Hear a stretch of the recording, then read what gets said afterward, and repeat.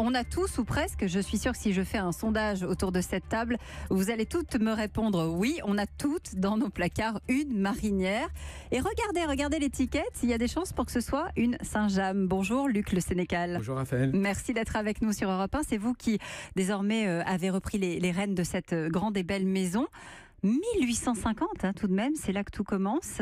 C'est Léon Le Gallais, c'est ça, qui décide de créer des vêtements de marins au départ. Oui, au départ, c'est plus exactement une filature de laine. Voilà. Et c'est à partir de 1889 que les premiers vêtements, les premiers tricots Saint-James sortent avec la marque Saint-James, qui au fait, Saint-James est le nom d'un village. Nous avons pris l'éponyme du village, situé dans la Manche, en Normandie, près du Mont-Saint-Michel. Oui, parce que notre ami Léon, là, au départ, il a une filature, donc il cherche des débouchés. Exactement. Et au fait, on est né d'un vêtement protecteur pour les marins, le fameux pull marin.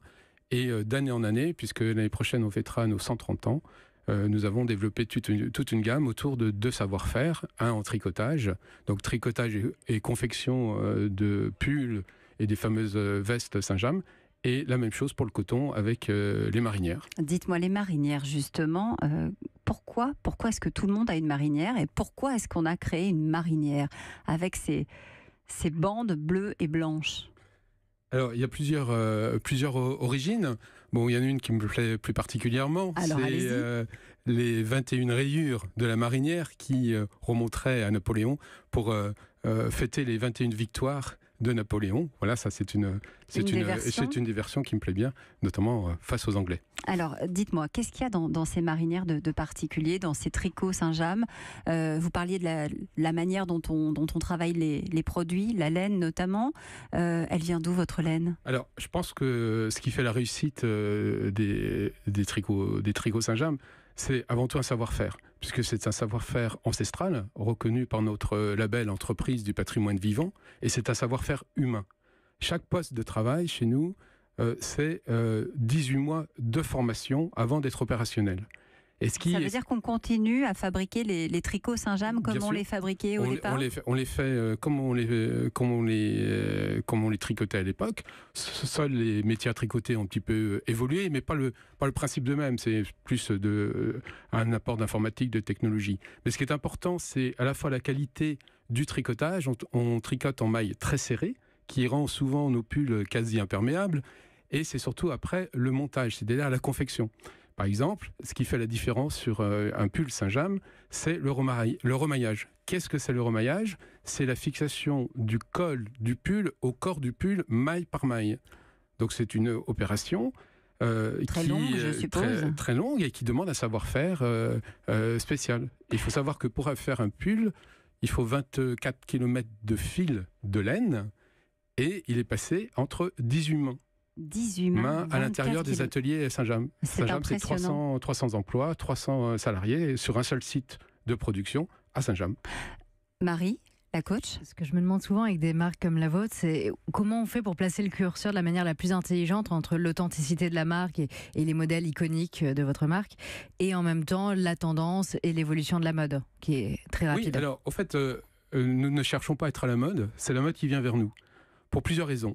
Avant tout, le consommateur a changé. Que veut le consommateur ? Il veut que toutes les marques lui racontent une belle histoire. Mais ce qui a changé depuis une dizaine d'années, c'est qu'il faut que l'histoire soit vérifiable. D'où vient le produit ? Par qui ça a été fait ? Est-ce que l'entreprise est éthique ?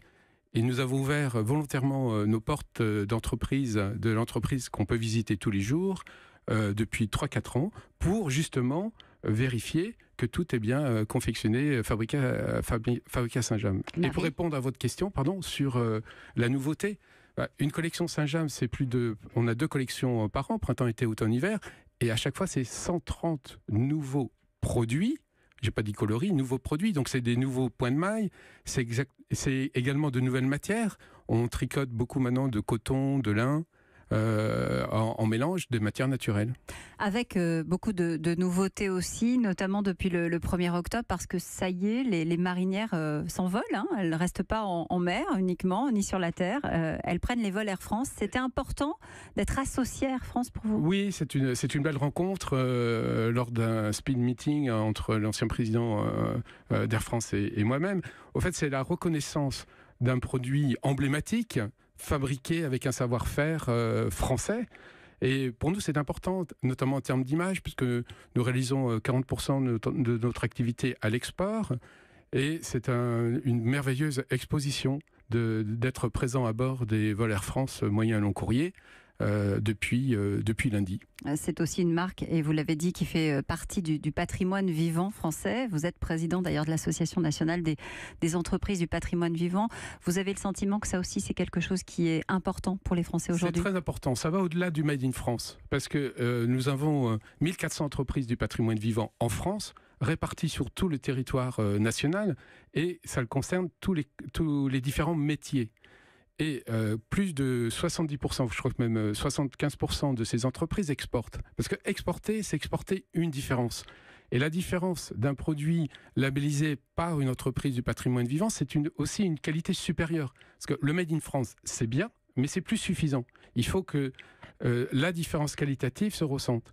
Et à travers ce label EPV, c'est vraiment la reconnaissance d'un savoir-faire ancestral.